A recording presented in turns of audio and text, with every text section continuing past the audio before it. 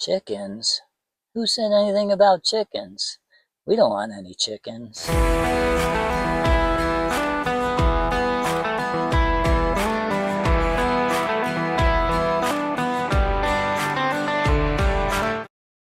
Welcome back to the Adobe Ring Ranch. Thought I'd give you a quick tour of our chicken area. Nice little sign that a coworker of mine, Mimi, had gotten me 2 years ago now. So we thought that would be appropriate for the gate leading into the chicken pen. And this actually, the entrance to the chicken pen will or is part of the garden fenced-in area. So it's to the right of our shed. And this area just leads back behind the shed. And we did have everything. We obviously did the garden area first. The chickens were an after, not that they were an afterthought, but we wanted the garden area to be completed first.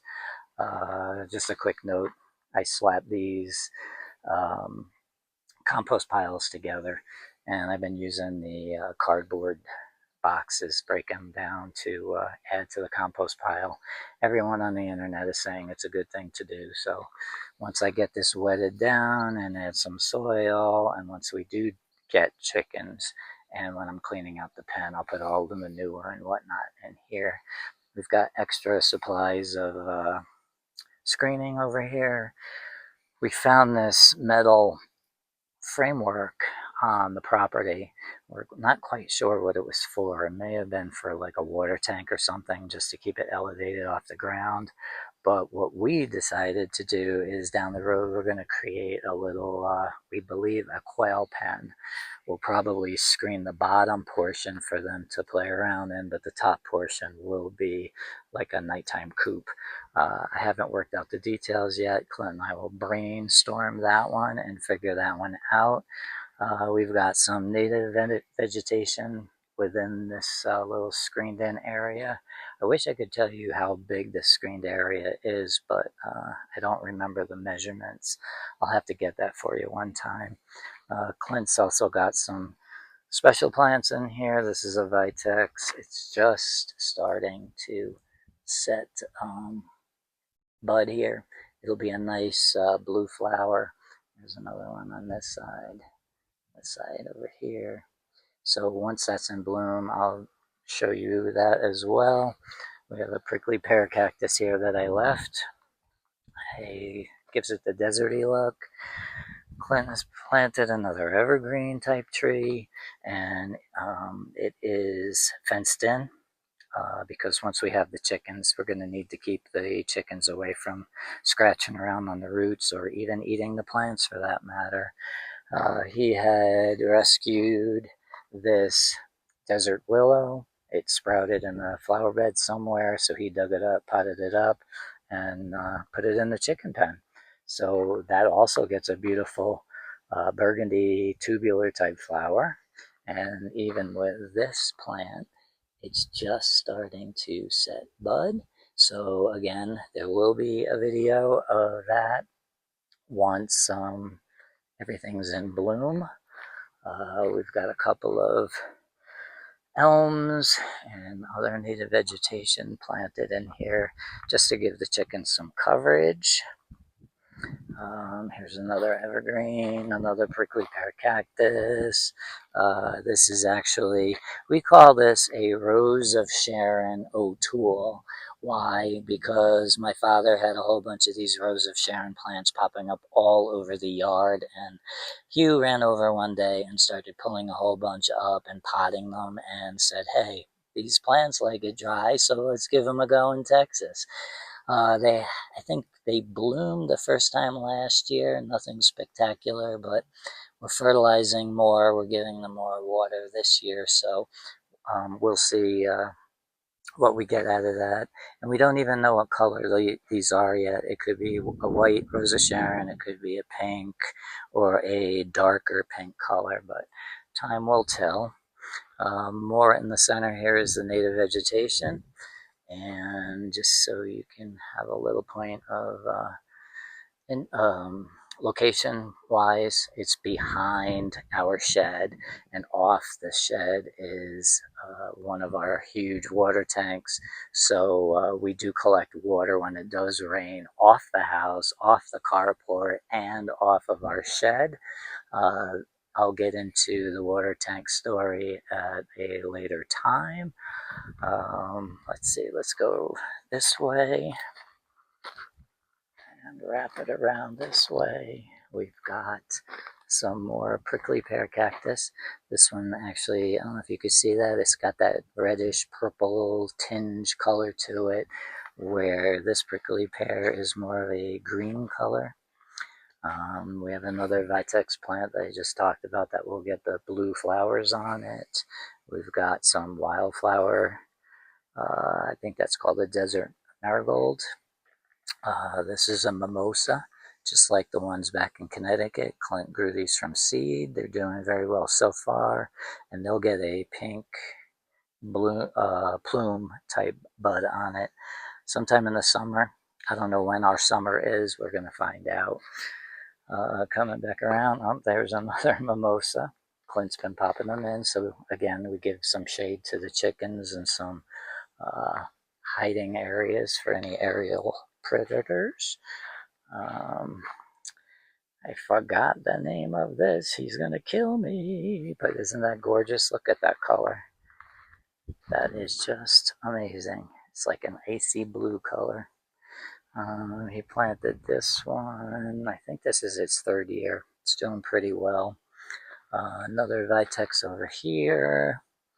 And we have something on a couple of trees over here. We're still waiting for them to bud out. We're not understanding this at all. It's very late. We will see. It's not dead. It's very flexible. It's got a lot of little leaf nodules here, but nothing seems to be swelling yet. So we're going to see what happens. But I am standing at one end of the chicken pen, and it goes all the way back to this area. And then it circles back around to the garden area. So there's the shed, and my garden is in this area. So if I turn around, here is a nice little surprise that Clint had done for me. He had the carport done, and with the extra materials that the guys had left over. Yeah, imagine professionals that know how to build stuff actually had extra material. That's another topic for another time. Anyway, there was enough material where Clint asked the guys if they would be able to use up all of the scrap metal to create this chicken coop for me. I had no idea he was doing it. So when I visited, I think it was last year or 2 years ago, it was quite the surprise when we pulled in. I was like, what is that? So, yep, he definitely got me on this, kept it quiet until I got here. The actual size of this is 8 by 10, and it's almost 8 feet high. As we've made chicken coops in the past, and sometimes we made the doors too small, we made the height too small, and we were constantly banging our heads or crawling to get into little tight corners, and we're getting too old for that. So we decided to make sure that we could get in and out of this without a problem. All right, I'm going to take you inside in 1 second. All right, let me take you inside the chicken coop. We got ourselves a little latch here with a little yellow wire that goes on the inside. So in case that door ever swings shut on us, we don't get locked in. We can pull on the yellow wire, and it actually will unlock the door from the inside. I gotta say, that was Clint's idea, not mine. Anyway, so let's take it inside. All along the bottom, we do have some metal. that actually matches the house. It's a red. It's white on the inside of the coop, but on the outside it is red. We have all of these 4x4 metal beams, and they go all the way up to the top. The ceiling is all metal beam structure as well, and we have the metal roofing on top of that, with the white is on one side and the red would be on the outside. Again, it matches our carport, it matches the roof of our shed, it matches the roof of our house. So from the top of our mountain, all we see is red, red, red. We love that color. I'm not sure why. Now coming around here, we do have a nice little nest box. We did raise it off the ground quite a bit, so I made this little ladder for them to go up. I do want them kind of to lay these eggs off the ground a little bit because I don't want to be dealing with any kind of reptile issues. We're going to try to make sure we snake proof this so that they can't get in here. And I'm not sure if I mentioned the wire here, but this is like a hardware cloth. Um, these little squares are pretty tight. I don't think a snake can get in there. If a snake did get in there, it would be the size that the chickens could easily handle on their own. Here's a quick little, check this out. This little perch goes up and this opens up. Oh, there's a piece of cardboard in there, sorry. And what happens is that the chickens actually go inside here and they lay their egg.